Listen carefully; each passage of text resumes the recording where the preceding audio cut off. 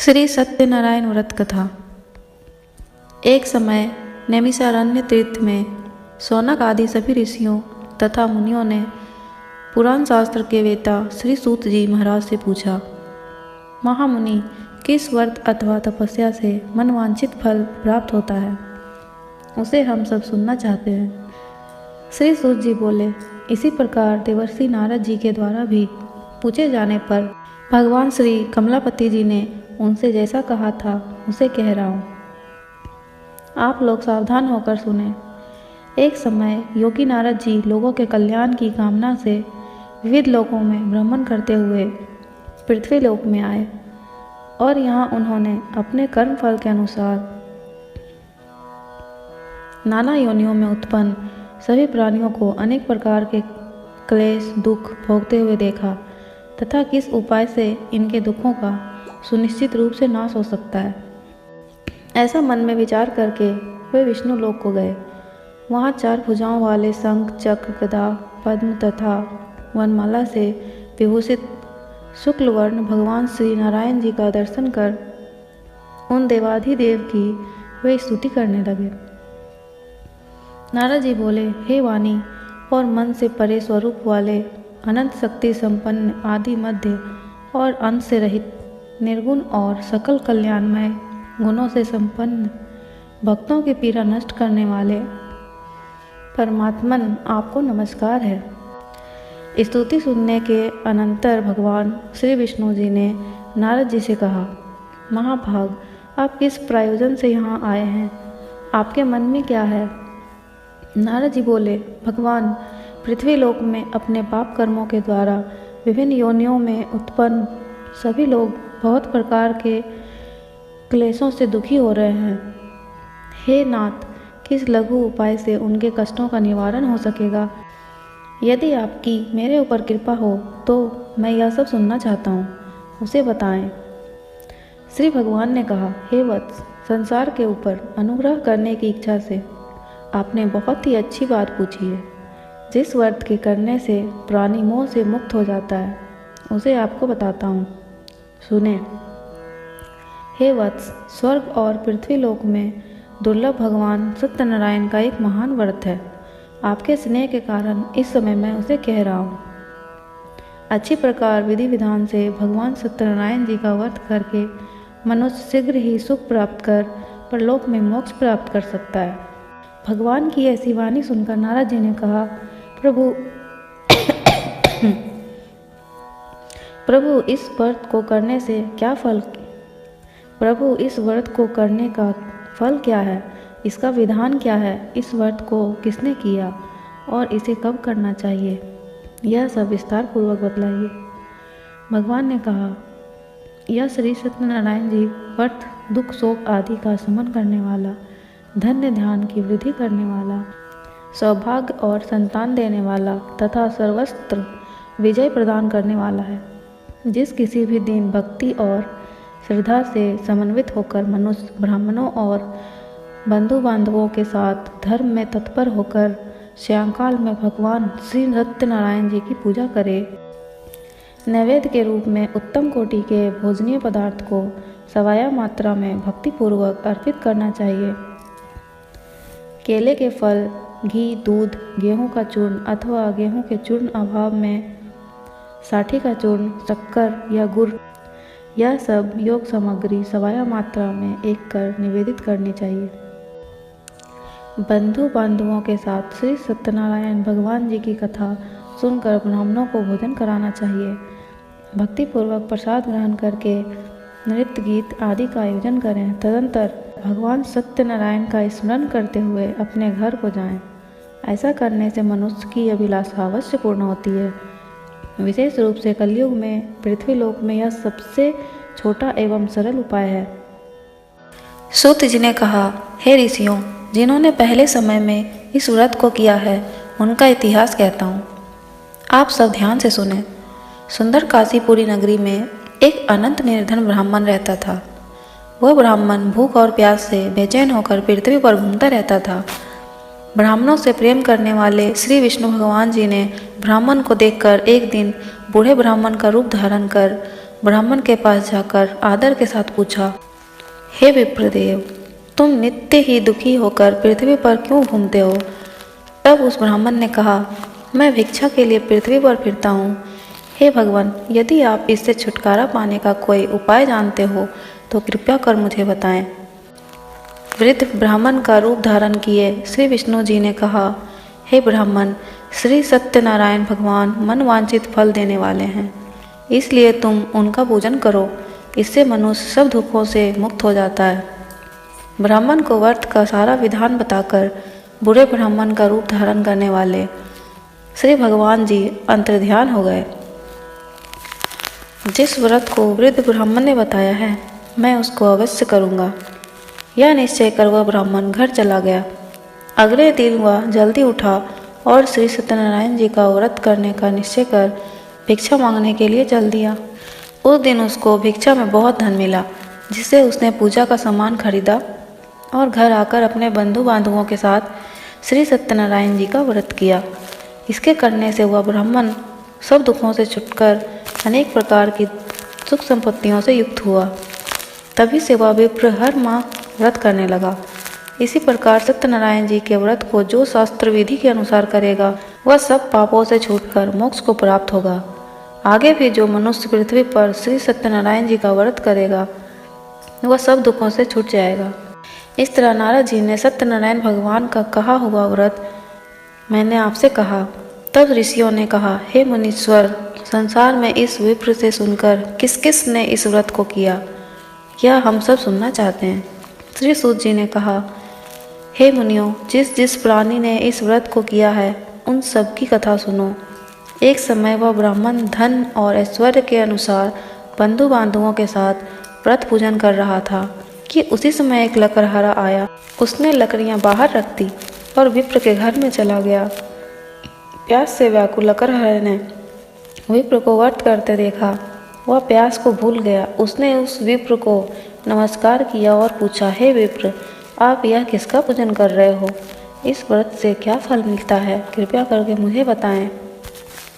ब्राह्मण ने कहा, सब मनोकामनाओं को पूरा करने वाला यह श्री सत्यनारायण जी का व्रत है। इनकी ही कृपा से मेरे यहाँ धन्य धान आदि की वृद्धि हुई है। विप्र से इस व्रत के बारे में जानकर वह लकड़हारा बहुत प्रसन्न हुआ।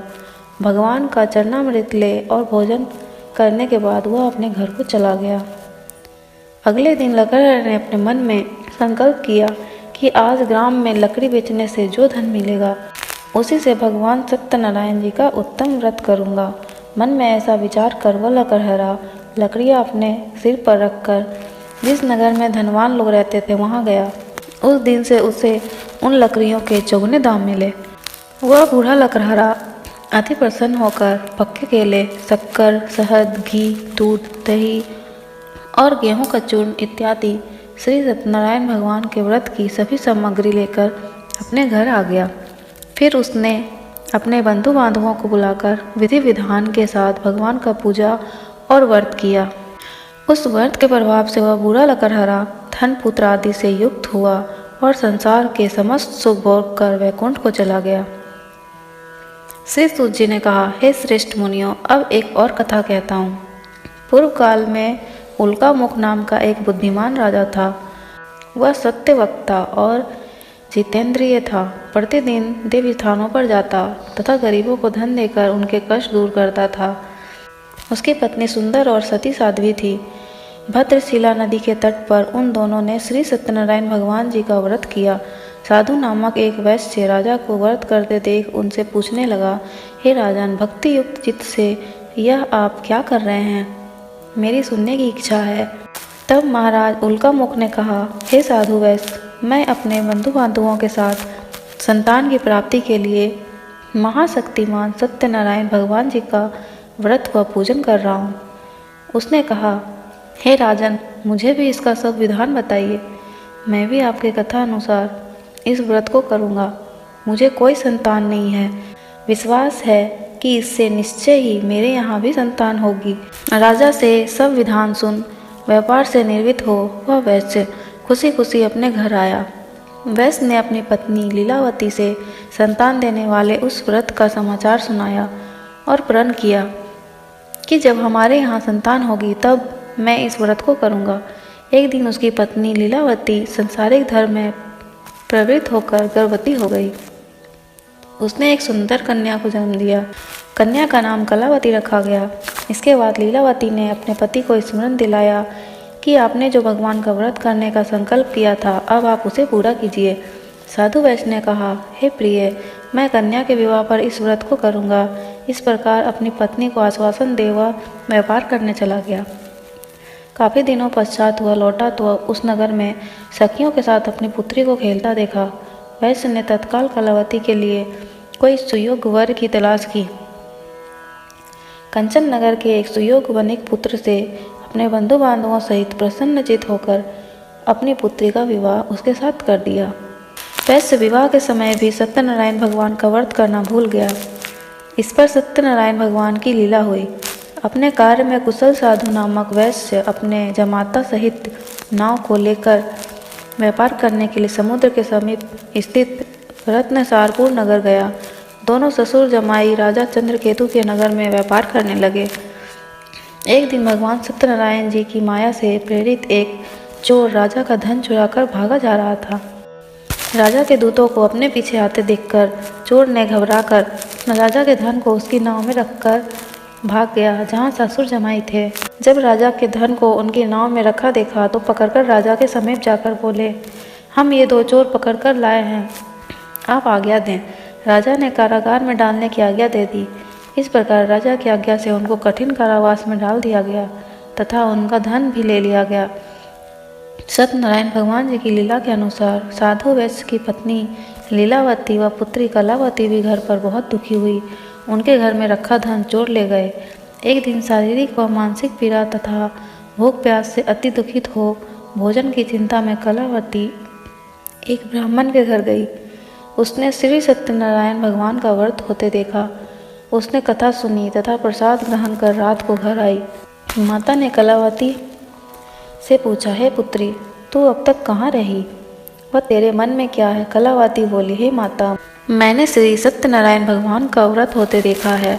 तब कलावती के वचन सुनकर लीलावती ने सत्यनारायण भगवान जी के पूजन की तैयारी की। उसने परिवार और बंधुओं सहित श्री सत्यनारायण भगवान जी का पूजन और व्रत किया और वर मांगा कि मेरे पति और दामाद शीघ्र ही घर लौट आएं। साथ ही प्रार्थना की कि हम सबका अपराध क्षमा करो। श्री सत्यनारायण भगवान जी इस व्रत से संतुष्ट हो गए। उन्होंने राजा चंद्रकेतु को स्वप्न में दर्शन देकर कहा, हे राजन, जिन दोनों वैश्यों को तुमने बंदी बना रखा है वे निर्दोष हैं, उन्हें प्रातः ही छोड़ देना। राजा से वचन कहकर भगवान अंतर ध्यान हो गए। प्रातःकाल राजा चंद्रकेतु ने सभा में सबको अपना स्वप्न सुनाया और सैनिकों को आज्ञा दी कि दोनों वणिक पुत्रों को कैद से मुक्त कर सभा में लाया जाए। दोनों ने आते ही राजा को प्रणाम किया। राजा ने उनसे कहा, हे महानुभावों, तुम्हें भावीवश ऐसा कठिन दुख प्राप्त हुआ है। अब तुम्हें कोई भय नहीं है, तुम मुक्त हो। ऐसा कहकर राजा ने उनको नए नए वस्त्र आभूषण दिए तथा उनका जितना धन लिया था उससे दुगना लौटाकर आदर से विदा किया। दोनों वैश्य अपने घर को चल दिए। श्री सूत जी ने कहा, वैश्य और उसके जमाई ने मंगलाचार करके यात्रा आरंभ की और अपने नगर की ओर चल पड़े। उनके थोड़ी दूर आगे बढ़ने पर दंडी वेशधारी श्री भगवान जी ने उनसे पूछा, हे वैश्य, तेरी नाव में क्या है? अभिमानी वणिक हंसता हुआ बोला, हे दंडी, आप क्यों पूछते हो? क्या धन लेने की इच्छा है? मेरी नाव में तो बेल और पत्ते भरे हैं। वैश्य का कठोर वचन सुनकर दंडी रूप से भगवान जी ने कहा, तुम्हारा वचन सत्य हो। ऐसा कहकर वे वहाँ से कुछ दूर जाकर समुद्र के किनारे बैठ गए। दंडी महाराज के जाने के पश्चात वैश्य ने नित्य क्रिया से निर्वित होने के बाद नाव को ऊंची उठी देखकर अचंभा किया तथा नाव में बेल पत्ते आदि देखकर मूर्छित हो जमीन पर गिर पड़ा। होश आने पर अत्यंत शोक प्रकट करने लगा। तब उसके जमाता ने कहा, आप शोक न करें, यह दंडी महाराज का श्राप है, अतः उनकी शरण में ही चलना चाहिए, तभी हमारी मनोकामना पूरी होगी। जमाता के वचन सुनकर दंडी महाराज के पास पहुंचा और भक्तिभाव से प्रणाम करके बोला, मैंने जो आपसे असत्य वचन कहे थे उसके लिए मुझे क्षमा करें। ऐसा कहकर वैश्य रोने लगा। तब दंडी भगवान बोले, हे वनिक पुत्र, मेरी आज्ञा से तुझे बार बार दुख प्राप्त हुआ है, तू मेरी पूजा से विमुख हुआ है। तब उसने कहा, हे भगवान, आपकी माया से ब्रह्मा आदि देवता भी आपके रूप को नहीं जान पाते, तब मैं अज्ञानी भला कैसे जान सकता हूँ। आप प्रसन्न होइए, मैं अपनी सामर्थ्य के अनुसार आपकी पूजा करूँगा। मेरी रक्षा कीजिए और पहले के समान मेरी नौका को धन से भर दीजिए। उसके भक्ति युक्त वचन सुनकर भगवान जी प्रसन्न हो गए और उसकी इच्छा अनुसार वर देकर अंतर्ध्यान हो गए। तब ससुर व जमाता दोनों ने नाव पर आकर देखा कि नाव धन से परिपूर्ण है। फिर वह भगवान सत्यनारायण जी का पूजन कर जमाता सहित अपने नगर को चला। जब वह अपने नगर के निकट पहुंचा, तब उसने एक दूत को अपने घर भेजा। दूत ने वैश्य के घर जाकर उसकी पत्नी को नमस्कार किया और कहा, आपके पति अपने दामाद सहित इस नगर के समीप आ गए हैं। लीलावती और उसकी कन्या कलावती उस समय भगवान का पूजन कर रही थी। दूत का वचन सुनकर साधु की पत्नी ने बड़े हर्ष के साथ सत्यदेव का पूजन पूर्ण किया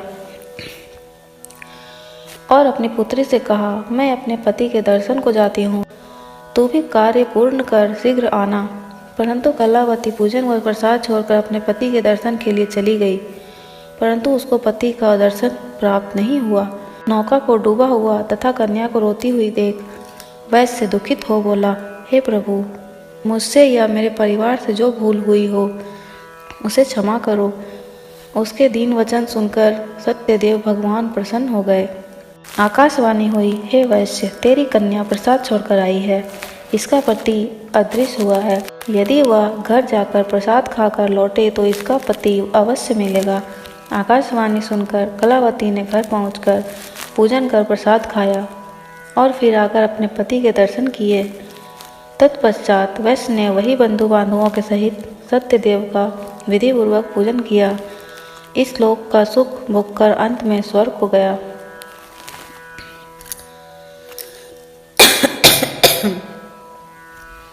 श्री सूत जी ने आगे कहा, हे ऋषियों, मैं एक और भी कथा सुनाता हूँ। प्रजापालन में लीन तुंगध्वज नाम का एक राजा था। उसने भगवान सत्यदेव का प्रसाद त्याग कर बहुत दुख पाया। एक समय राजा वन में वन पशुओं को मारकर बर के वृक्ष के नीचे आया। वहाँ उसने ग्वालों को भक्त भाव से बंधु बांधवों सहित श्री सत्यनारायण जी का व्रत पूजन करते देखा, परंतु राजा देखकर भी अभिमानवश न तो वहाँ गया और न ही सत्यदेव भगवान को नमस्कार किया। जब ग्वालों ने भगवान जी का प्रसाद उनके सामने रखा तो वह प्रसाद त्याग कर अपने नगर को चला गया। नगर में पहुंचकर उसने देखा कि उसका सब कुछ नष्ट हो गया है। वह समझ गया कि यह सब भगवान सत्यदेव जी ने ही किया है। तब वह उसी स्थान पर वापस आया और ग्वालों के समीप गया और विधिपूर्वक पूजन कर प्रसाद खाया तो सत्यनारायण जी की कृपा से सब कुछ पहले की जैसा हो गया और दीर्घ काल तक सुख भोग कर स्वर्गलोक को चला गया। जो मनुष्य इस परम दुर्लभ व्रत को करेगा, श्री सत्यनारायण भगवान की कृपा से उसे धन्य धान की प्राप्ति होगी। निर्धन धनी बंदी बंधन से मुक्त होकर निर्भय हो जाता है। संतानहीन को संतान प्राप्त होती है तथा सब मनोरथ पूर्ण होकर अंत में वह वैकुंठ धाम को जाता है। जिन्होंने पहले इस व्रत को किया, अब उनके दूसरे जन्म की कथा भी सुनिए। सतानंद नामक ब्राह्मण ने सुदामा के रूप में जन्म लेकर श्री कृष्ण की भक्ति कर मोक्ष प्राप्त किया। उल्का मुख नाम के महाराज राजा दशरथ बने और श्री रंगनाथ का पूजन कर वैकुंठ को प्राप्त हुए। साधु नाम के वैश्य ने धर्मात्मा व सत्य प्रतिज्ञ राज मोरध्वज बनकर अपने पुत्र के आरे से चीर कर मोक्ष को प्राप्त हुआ। महाराज तुंगध्वज स्वयं भूमनु हुए। उन्होंने बहुत से लोगों को भगवान की भक्ति में लीन कर मोक्ष प्राप्त किया। लकड़हरा भील अपने जन्म में गुह नामक निषाद राजा हुआ, जिसने भगवान श्री राम के चरणों की सेवा कर मोक्ष प्राप्त किया। बोलो सत्यनारायण भगवान की जय।